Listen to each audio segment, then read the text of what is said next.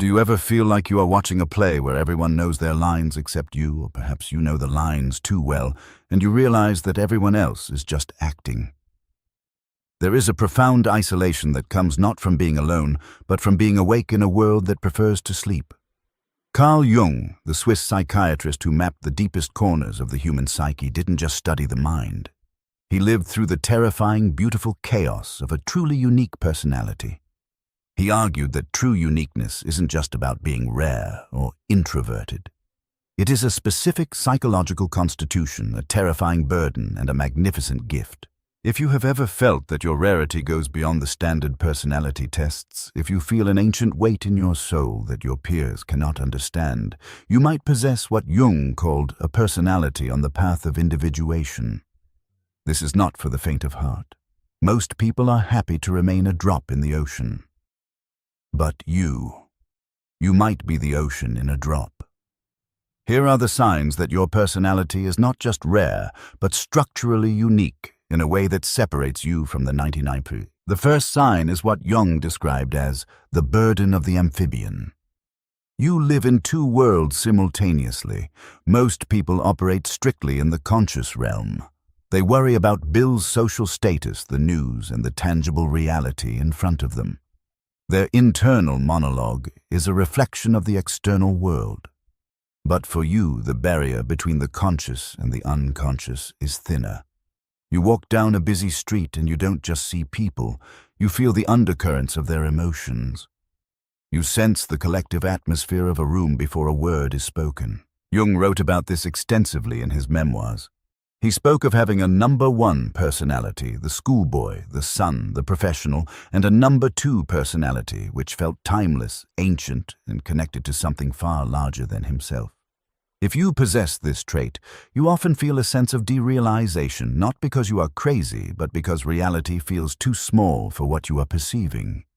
You might find yourself zoning out in the middle of a party, not out of boredom, but because a sudden insight, a symbol or a feeling from the other side has grabbed your attention. You are amphibious. You can breathe on land in the material world, but you can also breathe underwater in the deep unconscious. This makes you feel alien to others, who only have lungs for the land. They look at you and see someone distant or aloof. They don't realize you are just listening to a frequency they cannot hear. This leads us directly into the second sign, which is the inability to lie to yourself.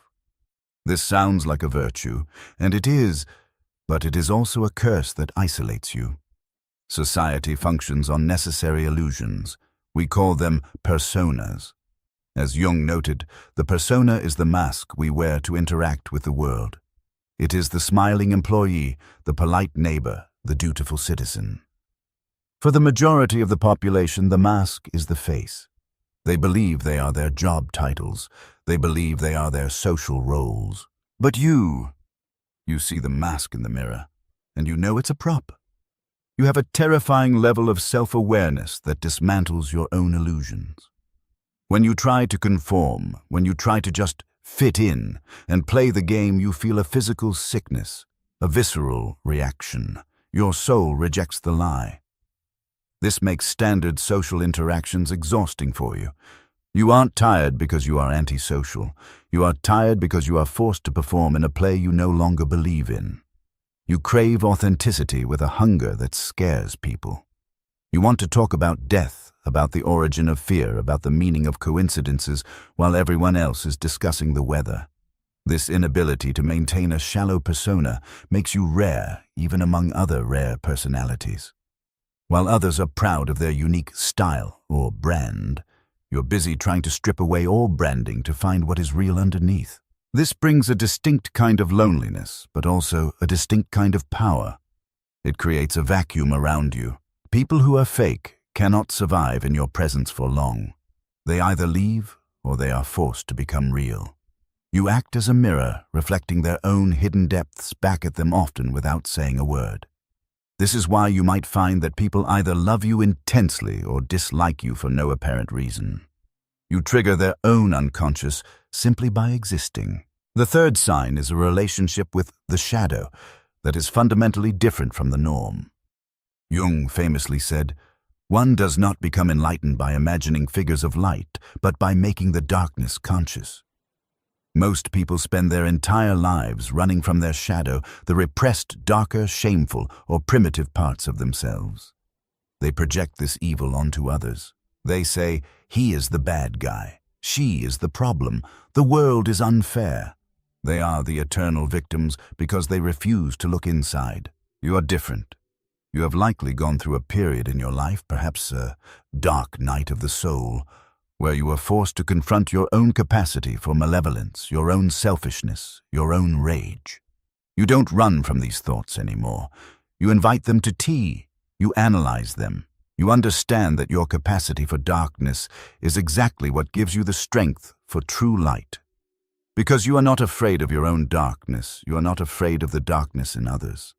This makes you the person people call when their lives are falling apart. You become the confessor. Friends or even strangers tell you their deepest secrets, their worst mistakes, things they wouldn't tell a priest or a therapist. Why? Because they sense that you won't judge them. You have already seen the abyss in yourself. This ability to hold space for darkness is incredibly rare. It is the mark of a healer, a shaman, or a true philosopher. But it comes at a cost. You absorb. You feel the weight of the collective pain. Sometimes you wake up feeling heavy, sad, or anxious, and you realize it isn't even your emotion, it's the residue of the world around you. You are a psychological filter for your environment. This intensity often leads to the fourth sign, which is an obsession with meaning over happiness. In modern society, happiness is sold as the ultimate goal. Buy this, achieve that, and you will be happy. But for a personality structure like yours, happiness is too cheap. It's fleeting. You don't want to be happy. You want to be whole. You are driven by what Jung called the teleological drive, the idea that your life is being pulled forward by a future purpose, not just pushed by past causes. You look at your life not as a series of random events, but as a story being written. When something bad happens, a breakup, a job loss, a failure, you don't just ask, why me? You ask, what does this demand of me? Where is this guiding me? You see symbols in your daily life, a chance encounter, a book falling off a shelf, a dream that feels too real. These aren't coincidences to you, they are synchronicity. You navigate life by reading these signs, trusting an internal compass that often contradicts logic.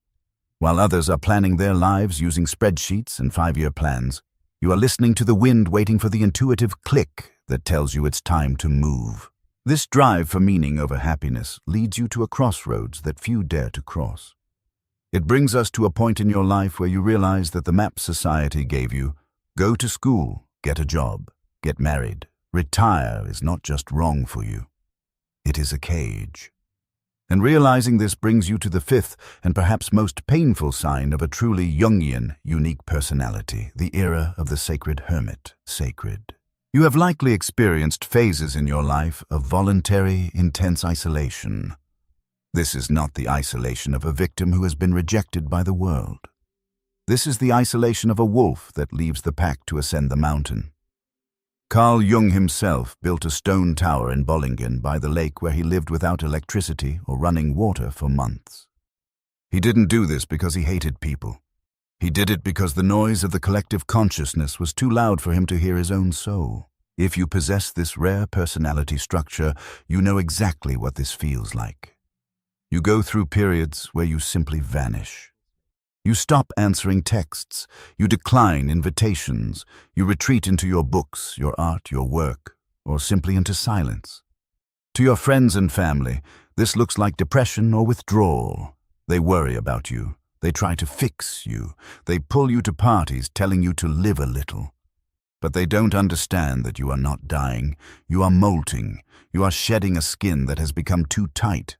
During these hermit phases, you are doing the heavy lifting of the psyche. You are processing not just your own trauma, but the trauma of your lineage, the questions of existence. You are building your own internal tower at Bollingen. This need for solitude is a biological imperative for you. Without it, you feel fragmented. You realize that your energy is a finite resource, and most social interactions are transactions where you lose currency. So you hoard your energy not out of greed, but out of necessity to fuel the massive internal transformation taking place. You are learning to be alone without being lonely, a distinction that 99% of the world never masters. And this brings me to a pause. If you have made it this far into the video, if you are nodding your head because you have felt the guilt of this isolation, then you are exactly who I am speaking to. Most people would have clicked away by now looking for a quick dopamine hit or a funny cat video. But you are still here searching for depth. That is a sign in itself. We are building a community here of the 1% who are willing to look into the abyss and grow from it. If you want to continue this journey of self-discovery and not walk this path alone, consider subscribing to the channel. It's a small signal to the algorithm, but a massive signal to yourself that you are prioritizing your inner world. Join us. Now, as you emerge from your tower, you bring back something that constitutes the sixth sign, the burden of prophetic intuition. Jung spoke of the intuitive type, those who do not look at things as they are, but as they will be. But for your specific rare personality, this goes beyond simple guessing. You have a pattern recognition engine in your brain that borders on precognition. You see the seeds of destruction in a system while everyone else is celebrating its success. You see the inevitable breakup of a couple while they are still in their honeymoon phase. You sense the shift in the cultural wind years before it hits the mainstream news. This is often called the Cassandra complex, the curse of seeing the future but having no one believe you. You find yourself constantly waiting for the world to catch up to you. You might say something to a friend, a warning or an observation, and they look at you like you're crazy. Then, 2 years later, it happens exactly as you said. They come back to you amazed, asking, "How did you know?" You didn't know in the factual sense. You perceived. You saw the archetypal pattern. You understand that human behavior moves in cycles just like nature. While others are distracted by the surface waves, you are watching the currents deep below. This makes you incredible at strategy, at creative endeavors, and at understanding human psychology. But it also makes you feel perpetually out of sync with time. You are living in 2030, while everyone else is arguing about 2024. This temporal displacement creates a unique friction. You have little patience for small talk because small talk is always about the now, the weather, the game, the celebrity gossip. Your mind is already processing the implications of these things 5 steps down the line. You want to talk about consequences, about origins, about destiny. This makes you a difficult employee in rigid corporate structures, which value compliance over vision. You are the one in the meeting asking, "But why are we doing this? And where does this lead in 10 years? You are the disruptor, not because you want to be difficult, but because you cannot turn off your vision. However, this intuition comes with a dangerous trap, the inflation of the ego. Because you see things others don't. It is easy to fall into arrogance, to think you are better, smarter, or more evolved. Jung warned about this constantly. He called it godlikeness. When you touch the deep unconscious, when you access this ancient wisdom, you can mistake the wisdom for your own. You can start to believe you are the guru. But the truly rare personality, the one that actually achieves individuation, catches this trap. You realize that you are not the source of the wisdom. You are just the vessel. You are the radio, not the broadcast. This humility is the subtle difference between a narcissist and a sage. A narcissist says, "I know the truth." You say, "I have seen a truth, and it terrifies me." This leads to a profound restructuring of your values, bringing us to the edge of the 7th sign. It involves a concept Jung called the coincidentia oppositorum, the union of opposites. Most people live in a binary world. Good versus evil, right versus wrong, male versus female, logic versus emotion. They pick a side and defend it to the death. They identify as logical people and reject their emotions, or they identify as empaths and reject logic. They are half people living half lives. You, however, have lost the ability to see the world in black and white. You have entered the gray. You have begun to integrate your anima if you are male or your animus if you are female. You have realized that the capacity for great good requires the capacity for great evil. You have realized that to be truly kind, you must first be capable of aggression and then choose to sheath your sword. A harmless person is not good, they are just helpless. A dangerous person who keeps their monster under control, that is, a good person. This ability to hold two contradictory ideas in your head at the same time without going crazy is the hallmark of high-level psychological development. You can love someone and hate them in the same breath, and you understand that both feelings are true. You can see the beauty in death and the tragedy in birth. You are becoming what the alchemists called the rebis, the two-headed being the reconciliation of spirit and matter. But living in the gray is lonely. People want you to pick a side. They want you to be on their team. When you refuse, when you say, well, both sides have a point, you are often attacked by both. You become a psychological outlaw. You don't fit into the neat boxes of political parties, religious denominations, or social cliques. You are a fluid element in a rigid world. This capacity to hold paradoxes prepares you for the final and most mystical sign. It is the sign that confirms you have not just looked into the unconscious, but that the unconscious has looked back at you. It is the experience of the numinous. The seventh and final sign is the experience of the numinous. This is a word Jung borrowed from Rudolf Otto to describe the feeling of being in the presence of a mystery that is both terrifying and fascinating. For the average person, religion is a set of rules, a social club, or a tradition they inherited from their parents. They go to church, temple, or mosque because it is what one does. But for you, you don't have a religion, you have a religious attitude. You may be an atheist, an agnostic, or a believer, but that label doesn't matter. What matters is that you have had direct personal experiences with the other. You have had dreams that were so profound, they changed the course of your life. You have felt a presence in nature that brought you to your knees. You have experienced moments where the barrier between you and the universe dissolved, and you understood for a split second the architecture of everything, Jung said. I don't believe I know. He wasn't talking about arrogance. He was talking about experience. If you possess this rare personality, you cannot be satisfied with blind faith. You need to touch the flame yourself. This is the sign that the self with a capital S is demanding to be known. The self is the organizing principle of the psyche, the God image within you.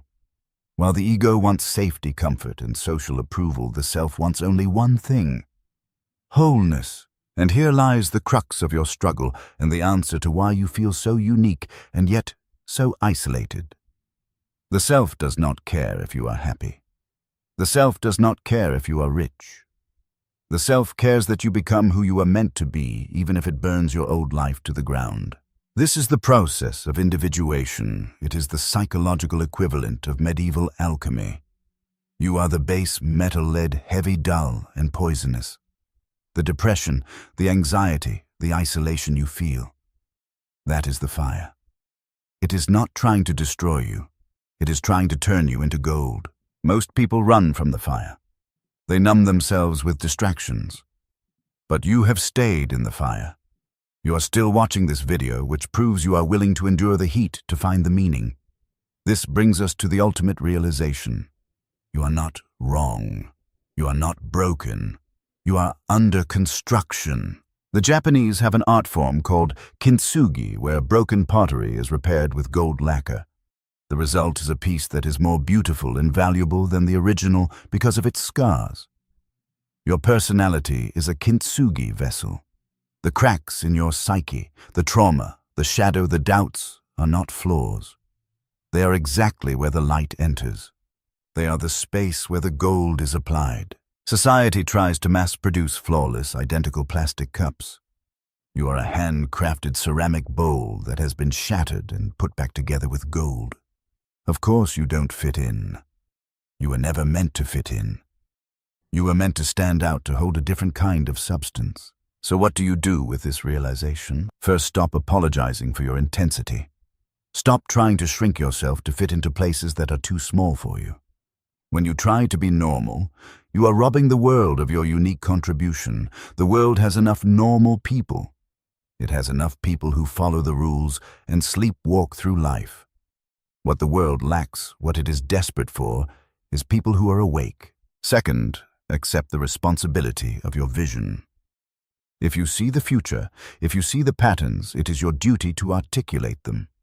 Write the book, paint the picture, start the business, have the difficult conversation. Your intuition is not a parlor trick. It is a survival mechanism for the tribe. In ancient times, the person with your personality sat at the edge of the village watching the horizon for predators while the others slept by the fire. You are the watchman. It is a lonely job, yes, but the safety of the village depends on you staying awake. Finally, understand that the goal is not perfection. The goal is completeness. Jung famously said, "I'd rather be whole than good." To be whole is to accept your shadow, your amphibian nature, your need for solitude, and your terrifying potential. It is to look in the mirror and say, "I am all of this." The journey we have described today is not easy. It is the hero's journey, and the hero always has to leave home, face the dragon, and bleed before they can return. You might feel like you are still in the belly of the whale, surrounded by darkness, but remember this. The seed must be buried in the darkness of the soil before it can break open and reach for the sun. Your feeling of being an outsider is the evidence of your seed coat breaking. It hurts. It is terrifying, but it is the only way you grow. You are not alone in this. There are others like you, the alchemists, the hermits, the dreamers scattered across the world, doing the same work, fighting the same silent battles. We are a secret society of the soul, connected not by meetings or badges, but by a shared understanding of the deep waters. So I have one question left for you, and I want you to answer it honestly in the comments below. Which of these signs resonates with you the most, and are you brave enough to stop hiding it? Your story might be the exact key that unlocks someone else's prison. Don't keep it to yourself. Leave your comments, subscribe if you are ready to continue the work, and remember, the privilege of a lifetime is to become who you truly are. I'll see you in the next video.